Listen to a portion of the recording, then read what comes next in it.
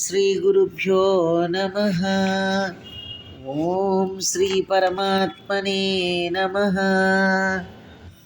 గురువాయుపురాధీశం విష్ణుం నారాయణం హరిం వాసుదేవం జగన్నాథం కృష్ణం వందే జగద్గురుం. నారాయణ భట్టతిరి కృతం శ్రీమన్నారాయణీయం ప్రథమ స్కంద పరిచ్ఛేదం. సాంద్రానందావబోధాత్మకం అనుపమితం కాలదేశావధిభ్యాం నిర్ముక్తం నిత్యముక్తం నిగమశతసహస్రేణ నిర్భాస్యమానం అస్పష్టం దృష్టమాత్రే పునరురుపురుషార్థాత్మకం బ్రహ్మతత్వం తత్తావద్భాతి సాక్షాత్ గురుపవనపురే హంతభాగ్యం జనానాం. కృష్ణ. 17వ దశకము ధ్రువ చరిత్రము.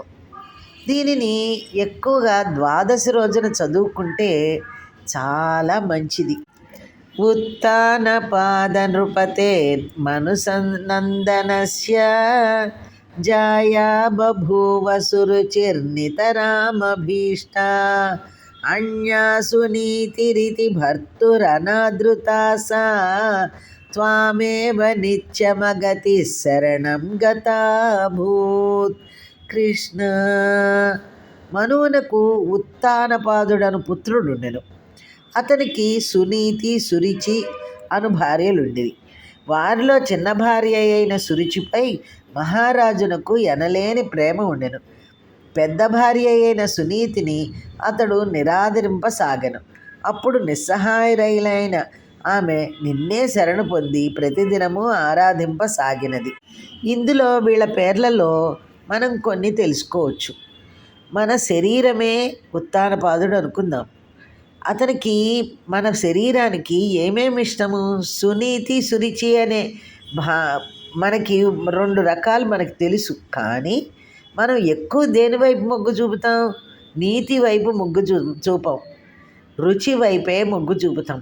అలా రుచి వైపు కాకుండా నీతి వైపు మొగ్గు చూపి ధర్మో రక్షతి రక్షిత అనేసి ధర్మం వైపు ఎప్పుడైతే మనం ఉంటామో ఆ విషయం గనక మనం తెలుసుకుని మన జీవితాన్ని గనక నడుపుకోగలిగితే అదే మనకి ఈ ధ్రువుడి యొక్క కథలో ముఖ్యమైనది మనకి తెలుస్తూ ఉంటుందన్నమాట. అది మనం ఆలోచించుకుంటూ దానికి సంబంధంగా ఈ కథని మనకి మలుచుకుంటూ కనుక వింటే చాలా మనకి తేడాలు ఎట్లా ఉండాలి ఏమిటి అనేది తెలుసుకుంటూ ఉండొచ్చు అన్నమాట.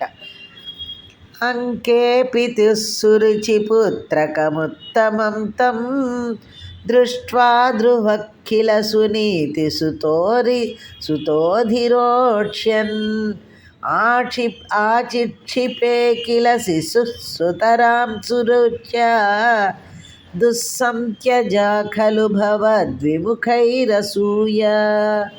కృష్ణ. ఒకనాడు సురుచిపుత్రుడైన ఉత్తముడు తండ్రి అయిన ఉత్తానపాదుని ఒడిలో కూర్చుండి ఆడుకొనుచున్నాడు. అప్పుడు సునీతి కొడుకైన ధ్రువుడు కూడా తండ్రి ఒడిలో కూర్చొనబోయెను. దానిని చూచి సురుచి బాలుడైన ధ్రువుని అధిక్షేపించుచు అతనిని నివారించెను. స్వామి, నీపై భక్తి లేని వారికి అసూయ ఉండుట సహజము కదా. అంటే మనలో అసూయ ఉండకుండా చూసుకోవాలి అనేది ఇక్కడ నీతి అన్నమాట. త్వన్మోహితే పితరి పశ్యతి దారవస్యే దూరం దురుక్తినితః సగతో నిజాంబాం సాపి స్వకర్మగతి సంతరణాయ పుంసాం త్వత్పాదమేవ శరణం శిశవే శిశంసా. కృష్ణ. ప్రభు, తండ్రి అయిన ఉత్తానపాదుడు నీ మాయ వల్ల మోహమును పడి చిన్న భార్య అయిన సురుచికి అధీనుడుగా ఉండెను. అట్టి తన తండ్రి చూచుచుండగానే పినతల్లి అయిన సురుచి మిక్కిలి కఠినమైన మాటలు పలకగా బాలుడైన ధ్రువుని మనస్సు చాలా బాధపడినది. అందువలన అతను బాధపడుచు తన తల్లి దగ్గరకు పోయెను. ఆమె అప్పుడు కర్మగతిని తప్పించుటకు హేతువైన నీ పాదములనే శరణ పొందుమలని అతనికి బోధించినది. భగవంతుని పాదములను శరణు పొందితే మనకి దొరకనిది ఏమీ లేదు అనేసి ఆ తల్లి బోధించింది. ఆకర్ణ్యసోపి భవదర్చన నిశ్చితాత్మా మానీ నిరేత్య నగరాత్ కిల పంచవర్ష సందృష్ట నారద నివేదిత మంత్రమార్గ త్వామారరాధ తపసా మధుకాననాంతే. కృష్ణ, ఆ బాలుడు తల్లి మాటలు విని నీ పాదార విందములను సేవింపవలెనని నిశ్చయించుకొనెను. 5 సంవత్సరముల వయసు గల ఆ బాలుడు అభిమానవంతుడు కావున పట్టణమును వదిలిపెట్టి పోవుచుండెను. అప్పుడు అతనికి నారద మహర్షి కనిపించి భగవంతుని సేవించుటకై 12 మంత్రమును ధ్యానించు పద్ధతిని బోధించెను. ధ్రువుడు అదే విధముగా మధువనమునకు పోయి కఠినమైన తపస్సు ద్వారా నిన్ను ఆరాధింపసాగెను. ఇందులో మనం తెలుసుకోవాల్సింది, మనకి ఒకవేళ ఏమైనా కొంచెం భగవంతుడి మీద దొరికిన వెంటనే ఆలోచన, ముందు ఒక గురువుని ఆశ్రయించి ఆ గురువు ద్వారా పొందిన మంత్రంతో మనం గనక భగవంతుడిని సేవించుకుంటే ఆ భగవంతుడు మనకి ఖచ్చితంగా ప్రత్యక్షమవుతాడు అనే విషయం ఇందులో మనకి తెలుస్తుందన్నమాట.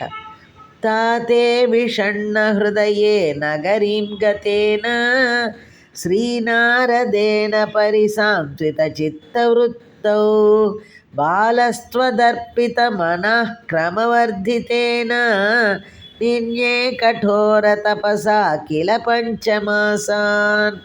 కృష్ణ, ధ్రువుడు పట్టణమును వదిలిపోయినందువలన తండ్రి అయిన ఉత్తానపాదుడు చాలా వ్యధ చెందెను. అప్పుడు నారదుడు అచ్చటకు వచ్చి ధ్రువునకు కలుగబో యోగమును చెప్పి అతని మనస్సును శాంతపరిచినాడు. ఇక ధ్రువుడు పరమాత్మవైన నీ యందు మనస్సు నిలిపి కఠోర తపస్సును క్రమక్రమముగా పెంచుచు 5 మాసములు గడిపెను. తావత్ తపోబల నిరుచ్ఛ్వసితే దిగంతే దేవార్ధితస్త్వముదయత్ కరుణార్ద్రచేతాః త్వద్రూపచిద్ర సనిలీనమతే పురస్సాత్ ఆవిర్బభూవిధ విభో గరుడాధిరూఢః. కృష్ణ, ధ్రువుని కఠినమైన తపస్సునకు లోకములన్నీయు తల్లడిల్లిపోయినవి. అప్పుడు దేవతలందరూ నిన్ను ప్రార్థింపగా మిక్కిలి దయతో గరుత్మంతుని అధిరోహించి నీ స్వరూపమును చిదానంద రసమున నిమగ్నుడయ్యున్న ధ్రువునకు దర్శనమొసగితివి. త్వద్దర్శన ప్రమద భారతరంగితం తం దృగ్భ్యాం నిమగ్నమివ రూపరసాయనే తే తుష్టూషమాణమవగమ్య కపోలదేశే సంస్పృష్టవానసిధరేణ తథాదరేణ. ధ్రువునకు నీ దివ్యరూప దర్శనము కలగగానే అతని మనస్సు ఆనందామృతమున మునిగిపోయినది. కన్నులు సంతోష బాష్పములతో నిండిపోయినవి.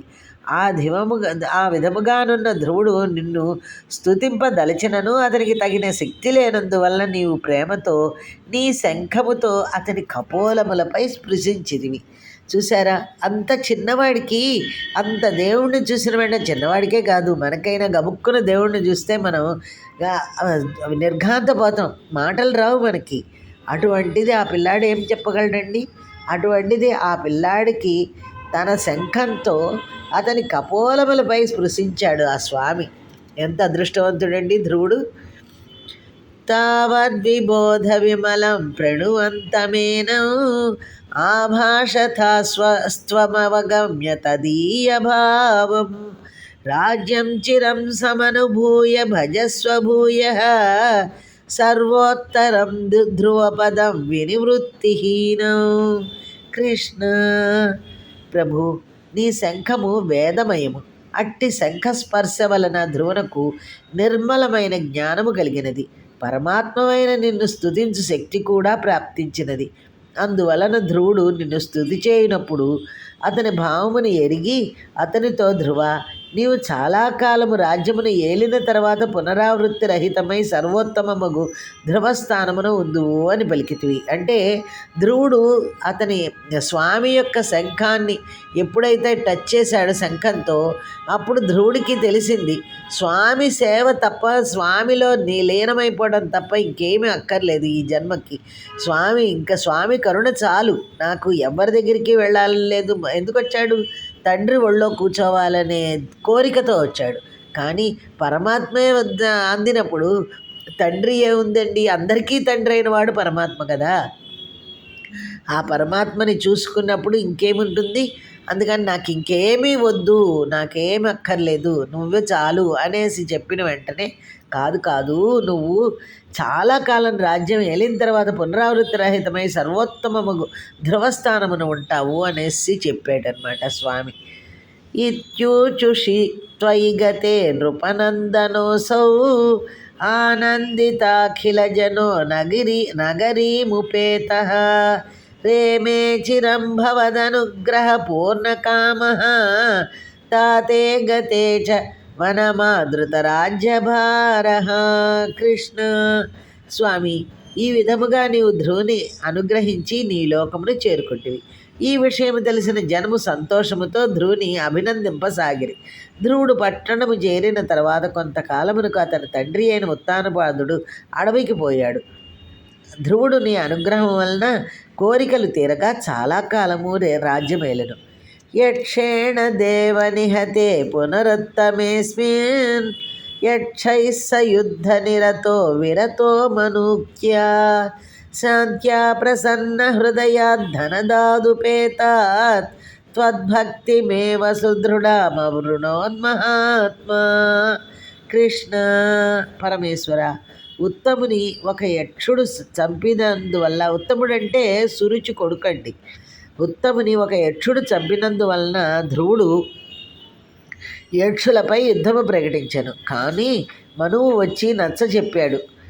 అతడు యక్షులతో యుద్ధమును మానివేశను. అందువలన యక్షరాజైన కుబేరుడు సంతోషించి వరమీయబోగా నీ అందు దృఢమైన భక్తి మాత్రమే కావాలనని ధ్రువుడు వరమును కోరెను. అంతే భవత్పురుష నీత విమానయాతో మాత్రా సమం ధ్రువపదే ముదితో యమస్తే ఏవం స్వభృత్య జనపాలనలోలధీస్త్వం వాతాలయాధిప నిరుద్ధి మమామయౌఘాన్. కృష్ణ, ధ్రువుడు చాలా కాలము రాజ్యమును పాలించిన తర్వాత నీ యొక్క సేవకులు అతనిని ధ్రువపదమునకు తీసుకొని పోవుటకు విమానములో వచ్చిరి. అప్పుడు ఆ ధ్రువుడు తల్లితో కలిసి ధ్రువపదమునకు పోయిను. ఈ విధముగా తన భక్తులను పరిపాలించు గురువాయూరు పురపతి నాకున్న సమస్త రోగములను కృపతో దూరము చేయము అని శ్రీ నారాయణ భట్టతిరి గారు స్వామికి విన్నవించుకున్నారు. అలాగే మనమందరము కూడా దీన్ని ఇలా గనక గురువాయూరు పరపతి మాకున్న సమస్త రోగములను కృపతో దూరము చేయము అని విన్నవించుకుంటే ఆ స్వామి నిజంగానే మనల్ని అనుగ్రహిస్తాడు అని తెలుసుకుని మనమందరం అలాగా స్వామిని కరుణించమని వేడుకుందాం. ధ్రువచరిత్రము అను 17వ దశకము సమాప్తము. సర్వం శ్రీకృష్ణార్పణమస్తు. ఓం నమో భగవతే వాసుదేవాయ. ఓం నమో భగవతే వాసుదేవాయ. ఓం నమో భగవతే వాసుదేవాయ. ఇలాగా ఎప్పుడైనా మీరు ఈ దశకం చదివినప్పుడు ఈ ఓం నమో భగవతే వాసుదేవాయ అనే మంత్రాన్ని 3 సార్లు చదవాలి. అది తెలుసుకుని చక్కగా పారాయణ చేసుకుంటారని విన్నవించుకుంటున్నాను.